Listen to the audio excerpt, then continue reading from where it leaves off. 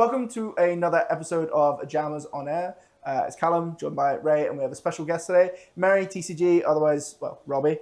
Robbie is a One Piece player, relatively big One Piece player. You recently won a regional. Recently, August. It still counts because your regionals are our YCSs. We were talking about this a minute ago, wasn't it? Like, what other credentials do you have? Like, give us the real. List them off. So we don't have regionals like Yu-Gi-Oh. Our regionals are basically our YCSs, and the one up is from Euros. What do you count as the top? Top eight. No. Well, do you have a top 8, or do you have top 32, top 64? Like we would. Well, you can start getting your prize card at top 64. That's a top then. You can't say. So would you say that's a top? One Piece, Yeah. So I would have one win. I have one top 8, one top 16, and I don't really count my 64s and 32s. Ooh. And how did you perform at Edinburgh? Edinburgh, I scrubbed that.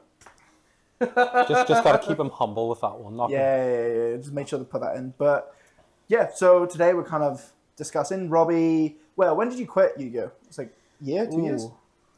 I quit Yu-Gi-Oh completely when I got my first top 64 in One Piece. Right. I just wanted to focus on that a little bit more, but probably around after what's it called? Ritual Beast. The format after it. The next when Ritual Beast became bad. 2024 Euros. Basically, when Fuelas kind of came out, yeah, I didn't want to pay for a playset of that plus engravers, so I kind of just stopped playing. Yeah, those were the days, wasn't it? Ooh, yeah, expensive. But yeah, so the main thing we're kind of talking about today is there's so many people talking about leaving the game at the moment. A lot of people find it unhealthy, hating it, and then there's a lot more games cropping up. I mean, we've just had Gundam. And then we've also got, we were talking about earlier, Naruto is now a game that's about to exist. So there's a lot of other TCGs out there. So it's just picking Robbie's brain and why he left. And yeah, some of the main kind of topic points. Yeah, just really what we want to know is through the eyes of someone that has quit the game, what's the driving factors for quitting? Is Konami still sort of making these poor decisions that are driving players away? Or is it the cycle that Yu-Gi-Oh players always go through, which is card's bad, we just complain. Yu-Gi-Oh players complain about a lot. I think the discussion since the OCG ban list recently has been, should Ash Blossom be banned?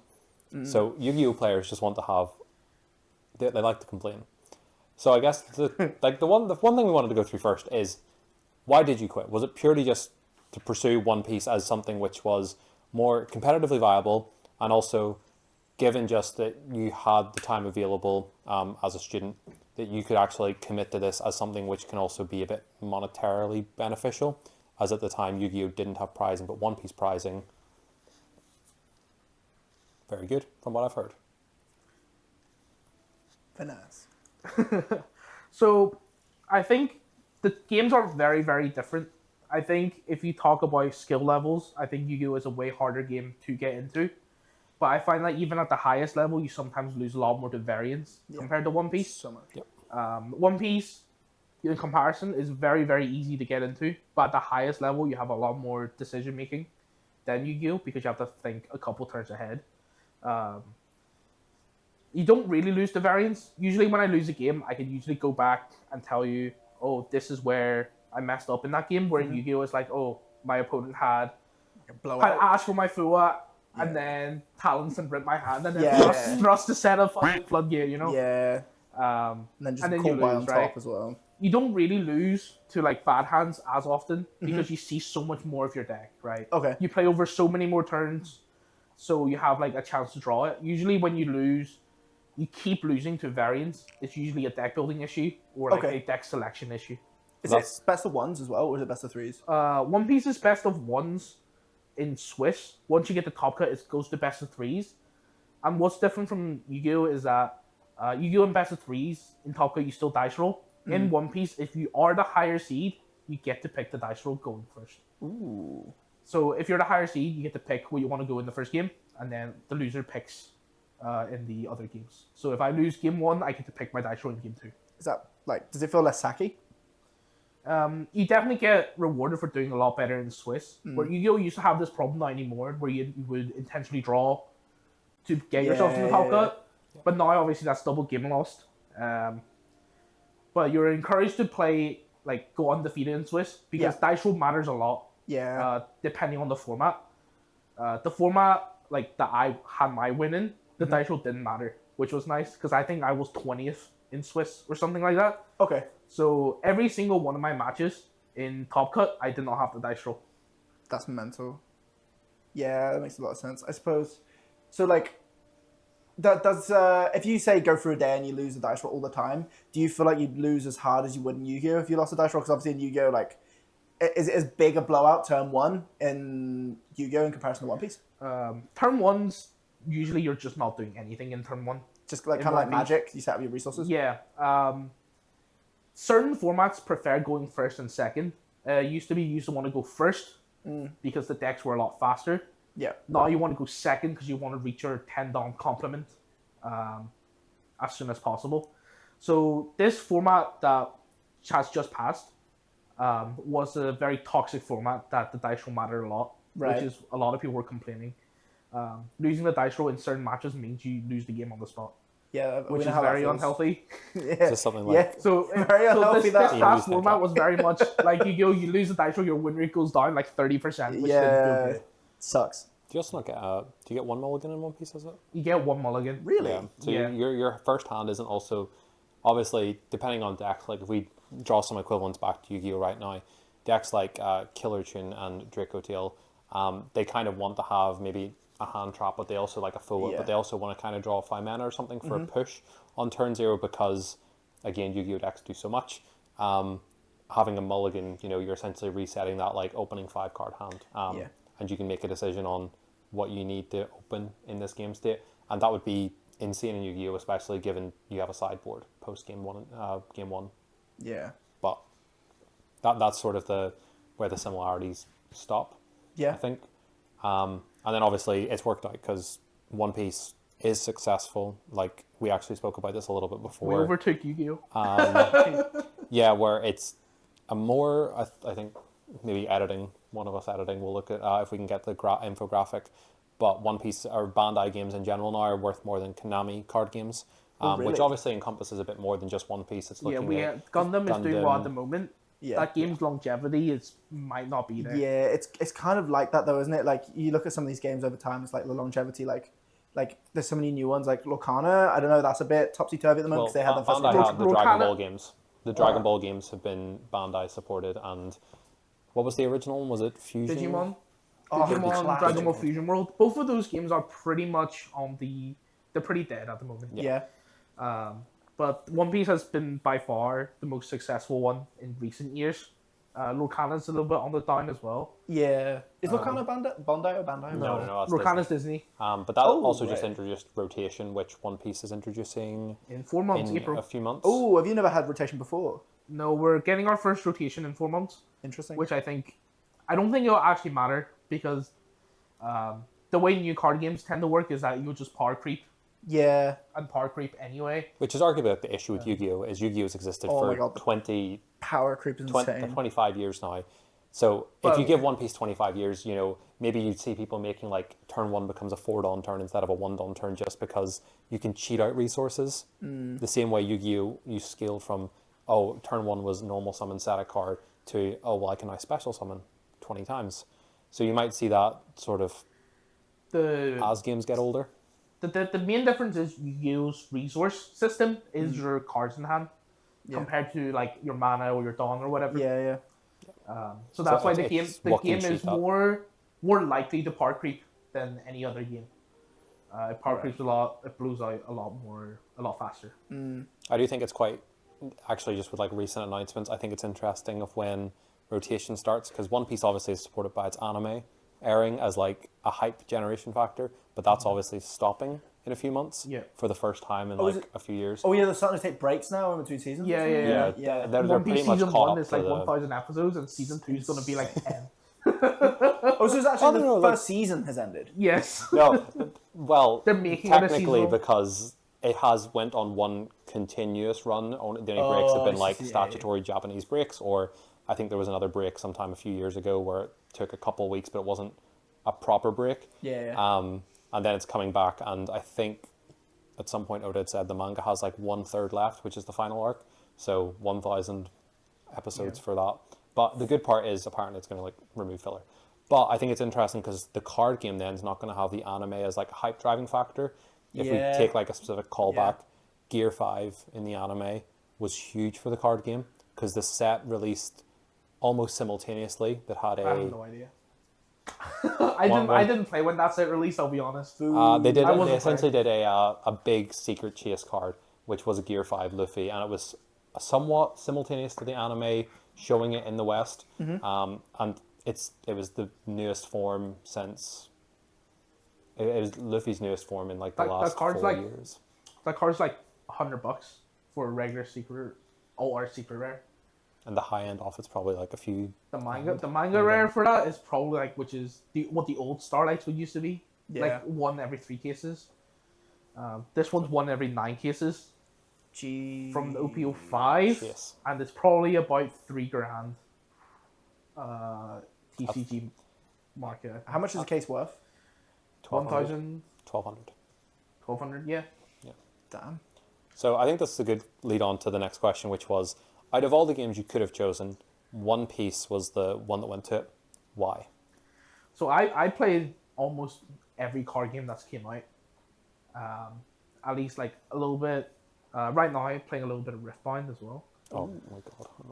You don't like Riftbound? That's just embarrassing, I think. Whoa, Riftbound could be good. Give it time. Riftbound's pretty good. The battlefield mechanic looks so goofy to me. Yeah, I had to undownload. It feels like it tries to be Kills me. a board game and a TCG at the same time, and I don't like that. How does it feel? Riftbound? Yeah. I really enjoyed Riftbound, but the problem with Riftbound is that like it's so expensive. Yeah. A full meta deck at the moment will probably run you about 600, 700.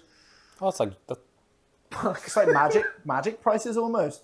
it's like No, wait, Yu-Gi-Oh! Magic's It's like Yu-Gi-Oh! Prices like 2 years ago. You know that it's gonna get power crept in set 2 because this is a set 1. Yeah. So that's the biggest problem with Riftbound. I think everything's fun. A lot of people will tell you that like they took all the worst parts of every card game and put it in. I see. But it does feel quite unique. Your resource management, you need good resource management in that game at the moment. It's quite easy to get into if you play any like card games. Yeah, that's fair. So I really wanted a game that doesn't have as much variance in comparison to Yu-Gi-Oh!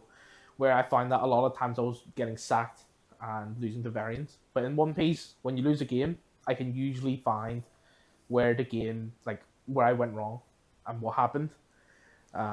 Is that just due to like the nature of the games taking longer over the course of multiple turns? Because Yu-Gi-Oh! Can be quite polarizing in its areas for mistakes, i.e. games can end on turn 1.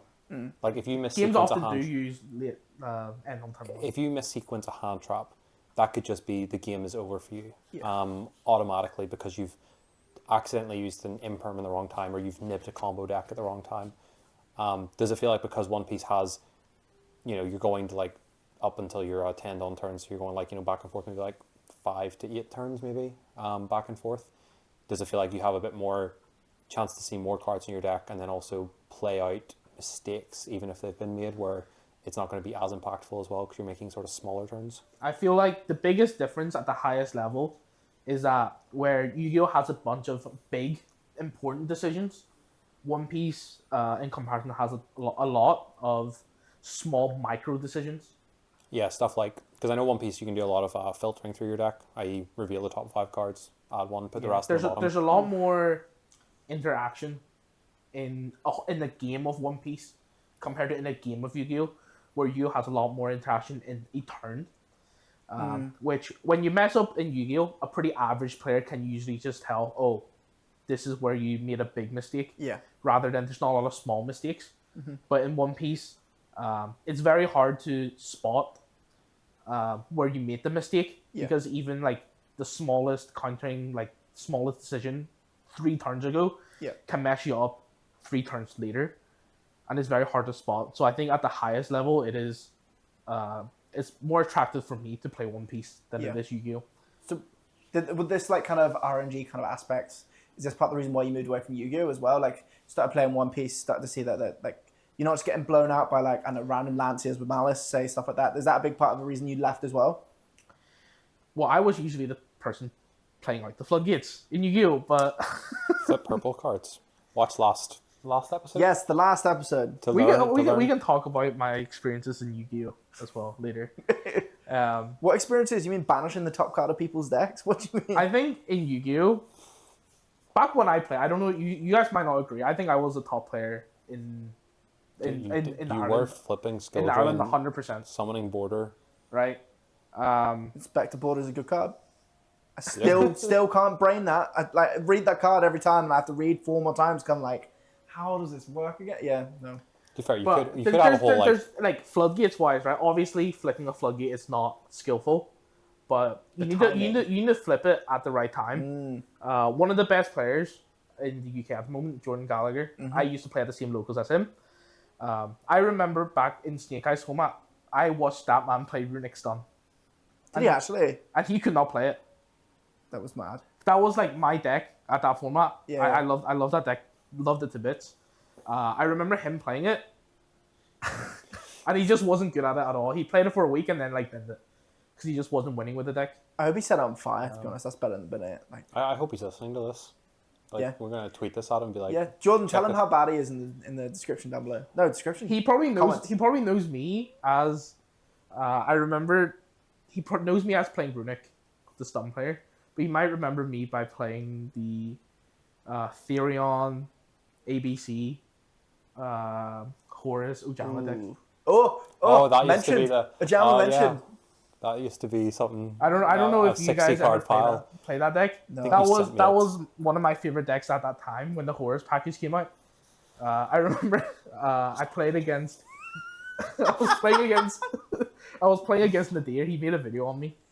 There you go. I remember this, beating him with Ojamas. Yeah, I remember you sent me a timestamp and you were like, "Oh, that's me." He's talking about in this video. He makes like a little clip and he's like, "Some guy at locals was playing Ojamas and you lost." It was a 60 card pile, to be fair. 60 card pile, duster both games. Yeah. Oh my god, you would cry inside when you Yeah. So sorry, one thing I wanted to latch on that you had mentioned there was how you thought and I guess it's also like relevant. You were speaking about Jordan, how when you were prepping, like you thought One Piece was good because when you're prepping for the highest level of competition, it rewards the time put in to sort of be aware of those micro decisions, going through turns 1, 2, and 3, how that's going to impact turns 7, 8, and 9. Do you think that's something that's quite different from how you would have prepared for, say, a nationals or a regional for Yu-Gi-Oh when you were playing it? I think for preparation, finding the deck for you is a lot more important than just playing the best deck.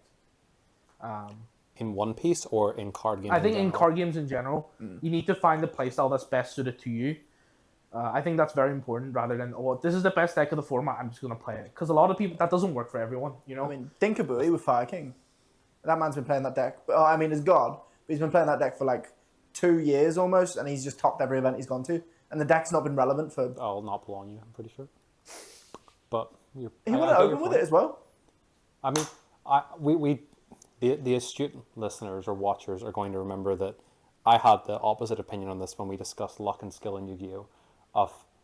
I think some people get, like, I don't think players have a play style that they're comfortable with. I think it's just what you've sort of trained yourself to be like, oh, I've played Labyrinth, so I'm a control player. I want to play another control deck. I think that's sort of a trained instinct. It's not something that's like actually natural.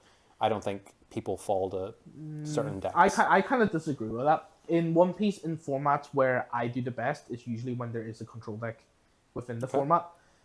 Quite differently when a control deck used to be in Yu-Gi-Oh! Where it would just be flip a floodgate control from there. Yeah. In One Piece, we don't have floodgates. So... Healthy game, Yeah. Konami. No, not healthy game. Blue Nami So- did exist. Usually in One Piece, when your life point, essentially when your life goes down, you draw a card.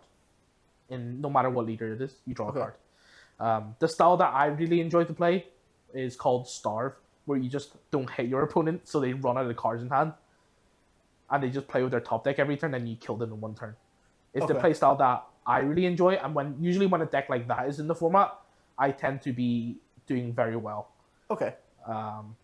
that's kind of tough to my playstyle. I like a game where it's very drawn out, maybe to like 10, 20 turns, rather than a game that's only like 7 or 8 turns. Yeah, that makes sense.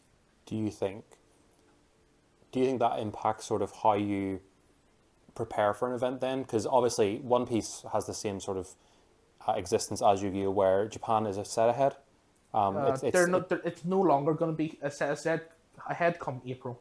Come In April, we will have simultaneous release. Yes, because you're getting the big, you're essentially getting a big dump of sets over the next couple of months to try to like catch up.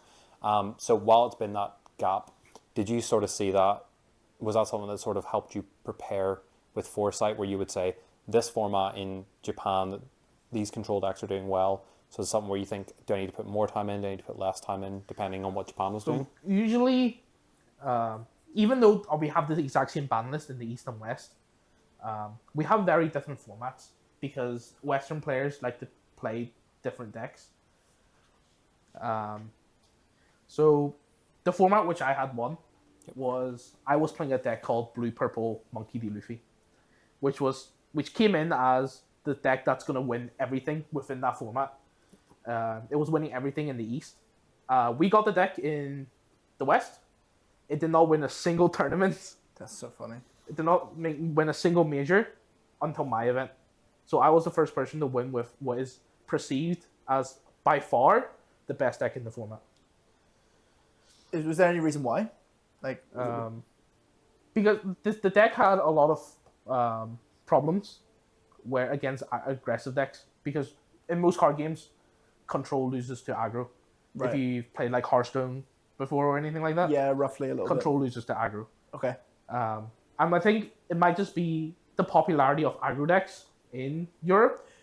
It's that deck is the aggro deck of that format was very, very easy to play, but very hard to master. One of those things. Bit like Tenpai. Yeah, where Sorry, continue. Just shooting shots at Ray there. Tenpai was a skillful deck. Do right? we mean? It was skill. Person whose only regional performances were with Tenpai and Whoa. Tenpai skill. PK, thank you. I played. I played Nats. I did well with Brandon as well. It was in Tenpai, right? You know, Albaz was in. Continue. What was it? Yeah. The control versus aggro, and I think So I for guess a to relate control to like deck- Yu-Gi-Oh, Yeah. we have seen the same thing where obviously what's popular in the OCG when a set releases doesn't translate to TCG. Malice, That's a bit Malice more- didn't take on a single large event for ages. Malice still doesn't technically have good accolades. It's got like the French nationals, I think. Yeah, that and- was after it was. Wasn't it only after it got hit that it was doing? Yeah, so we've obviously seen where some decks just do better, and obviously we even have like when you prepare for a European event, a lot of players in the last formats thought I need to prepare more for Malice because it's just more popular here than it is in the States. So we've seen like a bit of that change, but I guess in One Piece it matters a lot more because your deck choice matters a lot in One Piece compared to Yu-Gi-Oh. Okay. You have very polarizing matchups, right? Kind of like back when I played Yu-Gi-Oh, where it's Sneak Eyes, auto loses to stun. Auto loses mean like you have a very bad matchup, right? If you win the dice roll, your win rate is like 50%. If you don't win the dice roll, you're f***ed. yeah, you don't have in that specific matchup. In my case, that was kind of what it was. If you win the dice roll, you're at like a 40% win rate. If you lose the dice roll, you're at like 10. Yeah. This is the current or the recent format One Piece. There was a triangle format as well, wasn't it? That That's one, what people had mentioned. it's not really a triangle format where there was one matchup that was very toxic, Emu versus Ace, where the winner of the dice roll, if you both knew what you were doing, if you both played perfectly, whoever wins the dice roll wins the game. Okay. Which was not great coming in for like the competitive standpoint. I don't want to play a format where if I lose the dice roll to someone who is not a great player, I will just auto lose the game if They get the if play. they Yep. draw what they need. Which is like that RNG kicking in again. Isn't Yeah, it? which is why this past format wasn't exactly the best in my opinion. Yeah. But both of the deck in the mirror, the dice roll didn't really matter. There was a thing where you can do is that back when I have a deck that I'm very confident on and I'm playing the mirror against someone, Obviously, I wouldn't do this at large events, but I can just be like, play against someone. It's like, well, you pick the dice roll. I don't care if I go first or second. I'm going to beat you anyway, right? In a skillful format. I mean, you're talking about the map. Where's this card? Where's his what's it say? Oh, our. We'll bleep this out. You're gonna bleep this bit here. You really do dock yourself with your. It's very colloquial to where we're from.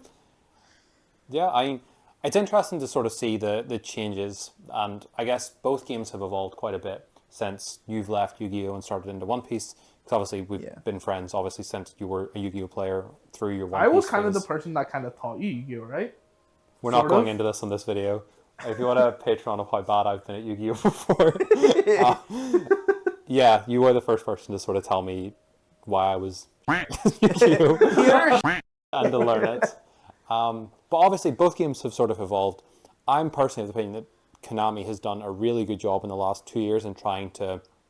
Now, not a great job because this should have been done 10 years ago, not 2. And better. I think they could have done it better as well, but I'm taking progress over nothing. But I think Konami's done a good job. As an outside player looking in, because obviously One Piece prize cards go for a couple thousand normally, depending on what the prize card is. What the card is. I imagine if you go to, like, if it's a Luffy, it's going to be worth a bit more. This recent set of regionals for us has not been great because no one wants to buy the cards. Because it's just bad character.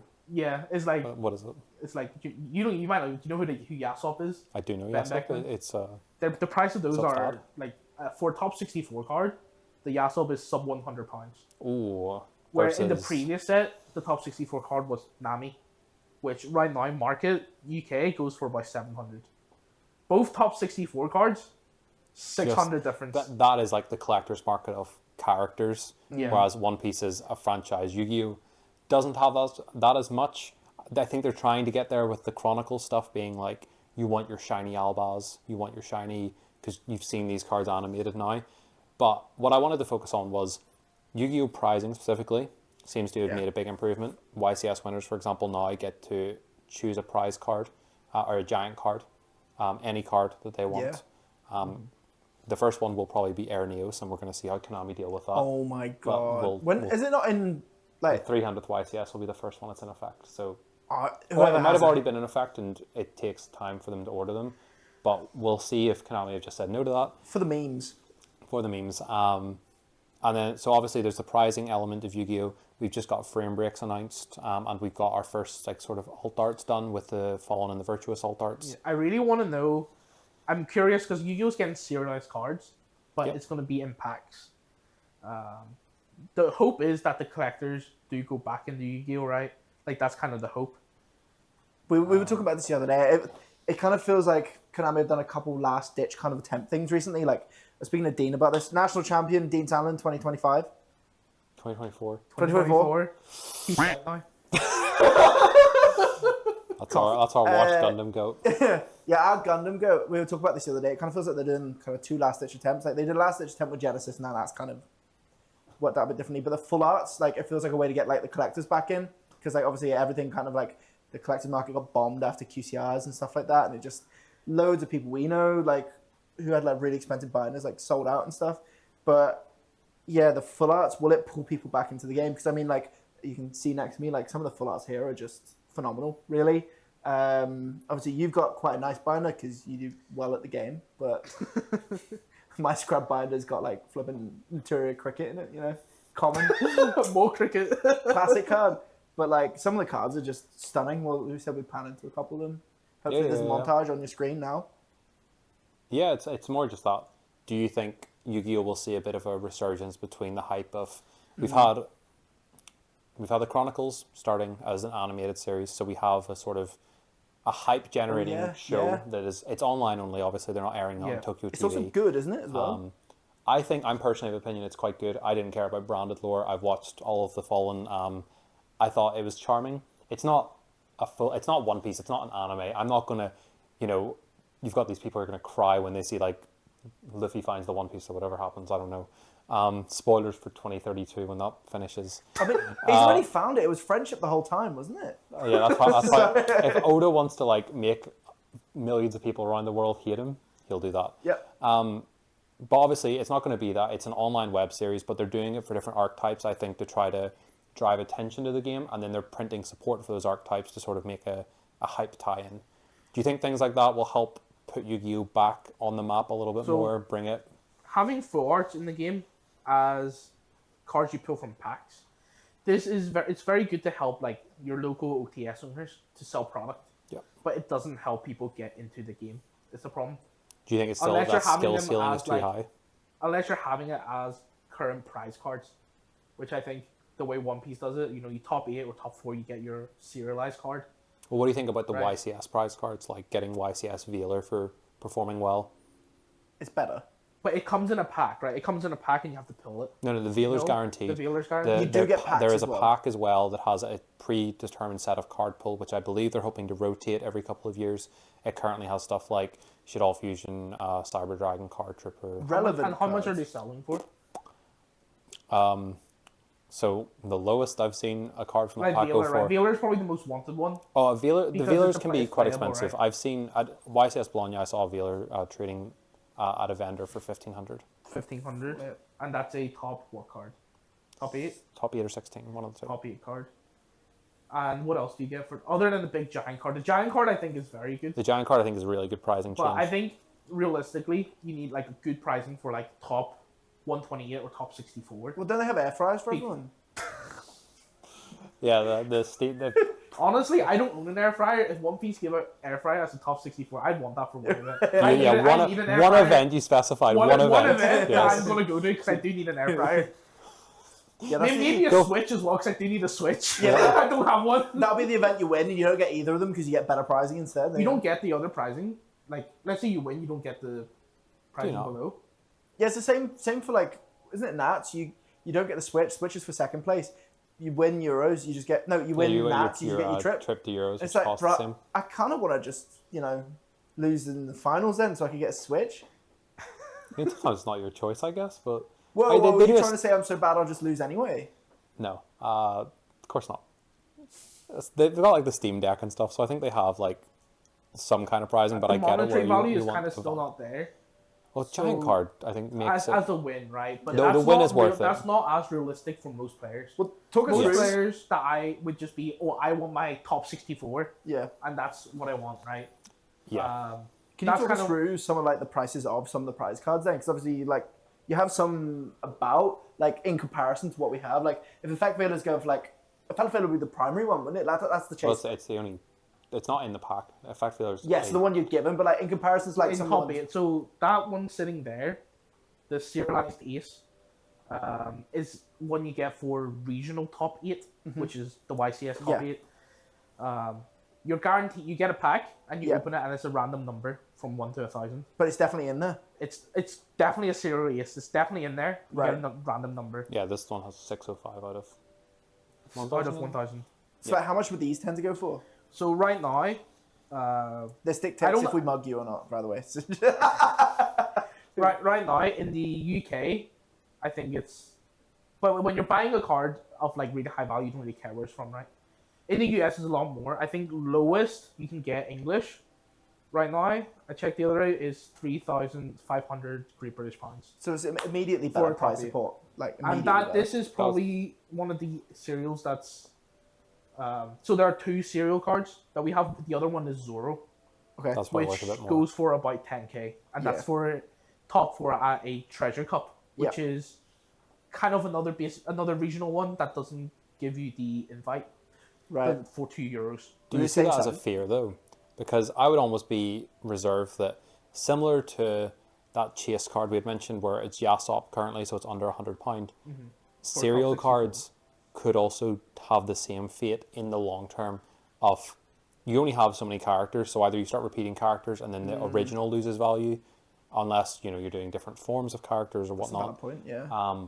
But do you not think that's a bit of a concern? Where are people going to want to pay for a serialized Hody Jones?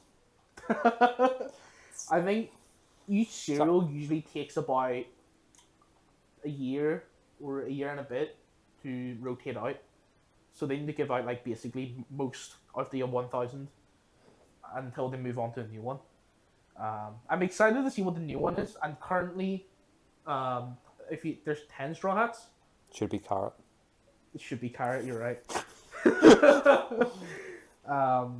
They've only used one straw hat as two straw hats now as a cereal, which is the Luffy and the Zoro.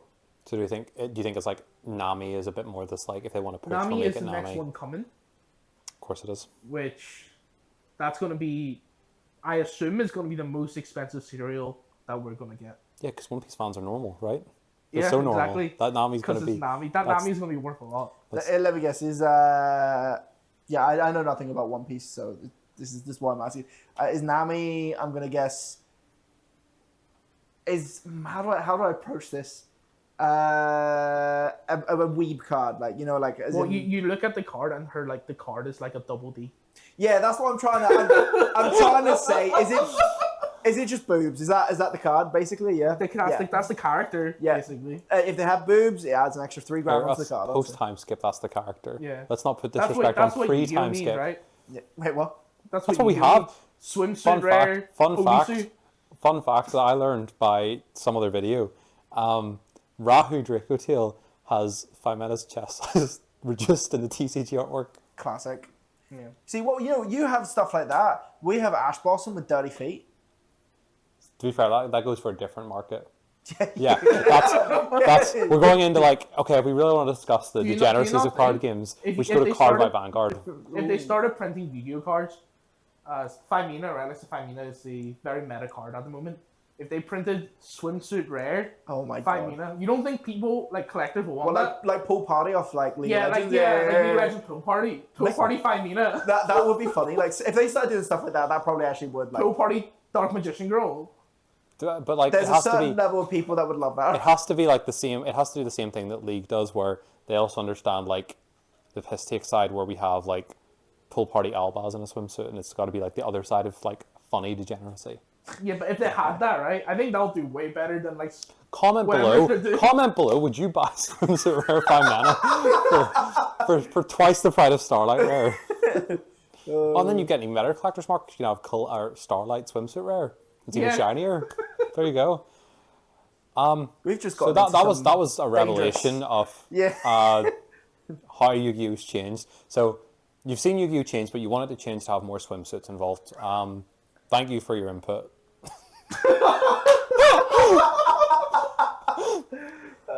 I think that. There you go, Konami. That's how you fix it.